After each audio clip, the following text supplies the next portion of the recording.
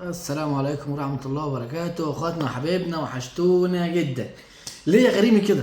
ليه يا غريمي كده؟ فرصة من الماظ، فرصة الاهلي مش هيديلك مرة تانية. الاهلي اتعثر قدام الاتحاد السكندري وتعادل 1-1. الزمالك فرصة ذهبية انه يقتنص الفوز من المصري ويتصدر الدوري رسمي. الاهلي خسر نقطتين، بيراميدز خسر نقطتين، الزمالك كان يتصدر الدوري فرق نقطتين رسمي. لكن كالعاده ومفيش حاجه بتتغير، الاهلي بيتعثر في التعادل فيقوم الزمالك يتغلب. المشكله مش ان الزمالك يتغلب، المشكله في الكواليتي والناس اللي بتلعب في الزمالك. اقسم بالله انا من اشد الناس اللي بتمنى يكون الزمالك في احسن الاحوال. عايزين منافسه، عايزين الدوري يكون حامي، عايزين الدوري يكون على صفيح ساخن. انما بالاداء اللي بيقدمه الزمالك امبارح، فين الناس القائمين على نادي الزمالك؟ فين مسؤولين نادي الزمالك؟ فين الناس المسؤوله عن صفقات نادي الزمالك؟ يعني انت بتعول على عبد الله السعيده ب 40 سنه، على شيكابالا ب 41 سنه و40 سنه هو كمان. بتعود على مين؟ بتعود على مشلاك. اللعيبه ادائها سيء فنيا وذهنيا وبدنيا وتكتيكيا واداء ونتيجه، كل حاجه امبارح ماتش الزمالك سيئه. انا ما بعتمدش موضوع التحفيل، انا بعتمد الموضوع الفني. يعني انا ما بعتمدش موضوع التحفيل. في ناس بتحفل وده حقها، خلي الناس تحفل، بس في الناس القائمه على نادي الزمالك، في الناس اللي شايفه الزمالك بالشكل الوحش ده من الاداء ومن الاداء الفني ومن الاداء الفردي للاعيبه، وسايبه فين التدعيمات؟ ماشي، انا راجل بشجع الاهلي بس انا عايز فيه منافسه. مش عايزين الدوري يخلص بدري بدري ونقعد بعد كده بماتشات ملهاش لازمه. اتفرج امبارح على ماتشات العالم كله. توتنهام امبارح بيكتسح السيتي 4-0 على ملعب الاتحاد، على ملعب السيتي. برشلونه امبارح لغايه اخر 10 دقائق فايزين 2-0، 10 دقائق طرد وتعادل. مباراه فيها اثاره، فيها نديه. الخليج السعودي امبارح بيفجر مفاجاه من العيار التقيل وبيوقف سلسله انتصارات الهلال 3-2 بعد ما كان مغلوب الشوط الاول 2-0. شوف الدوريات، شوف الناس اللي بتعمل ريمونتادا، شوف الاداء، شوف مستويات الانديه. احنا رحنا في داهيه، اقسم بالله رحنا في داهيه، رحنا في داهيه. ودورينا كل شويه بيرجع لورا بيرجع لورا بيرجع لورا، وبندفع ملايين والناس بتاخد مرتبات عاليه وافارقه ومدربين اجانب، وفي الاخر المستوى العام الدوري زي الزفت، زي الزفت فعليا، زي الزفت. مدربين ولاعيبه بتاخد بالدولار وتكلفه على خزائن النادي، والاخر اداء كله ما يسواش 3 طبل، ما تدفعش فيه 10 جنيه.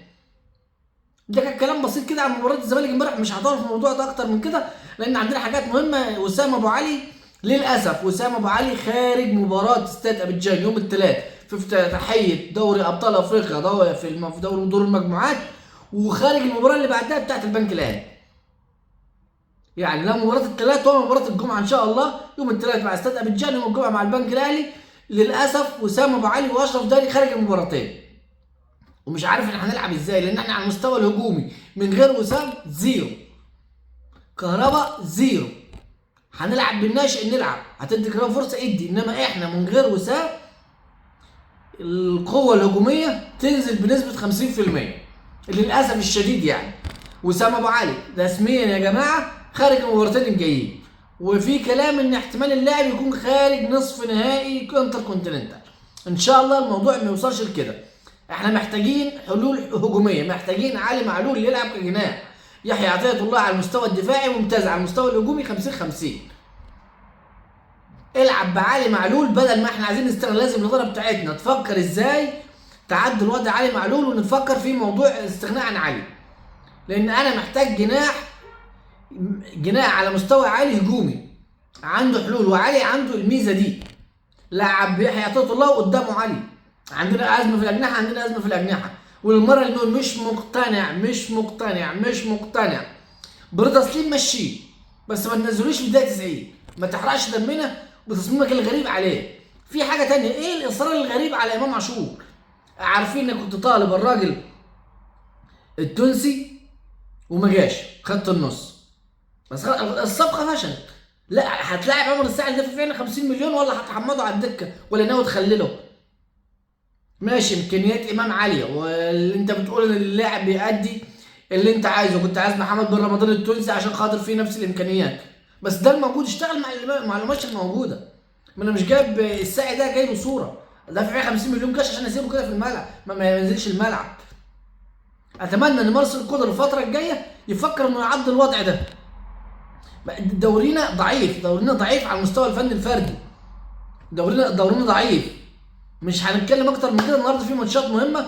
النهارده ابننا مصطفى محمد هيلعب، ابننا محمد صلاح هيلعب، ابننا محمد عبد المنعم هيلعب، وسام الراجل سام مرسي يا رب هيلعب. النهارده الاربعه بتوعنا ان شاء الله هيلعبوا. اصابه محمد النني في نادي الجزيره والنادي ما اعلنش تفاصيل.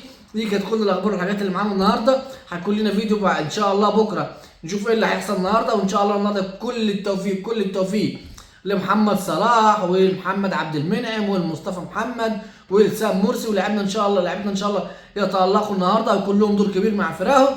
اخواتنا وحبايبنا ادعمونا بلايك وشير وكومنت عشان الفيديو يوصل لاكبر عدد من الناس. حبايبنا انتوا بتدعمونا باللايكات، دعمكم لنا يكون باللايكات. وان شاء الله اشوفكم على خير في الفيديو الجاي والسلام عليكم.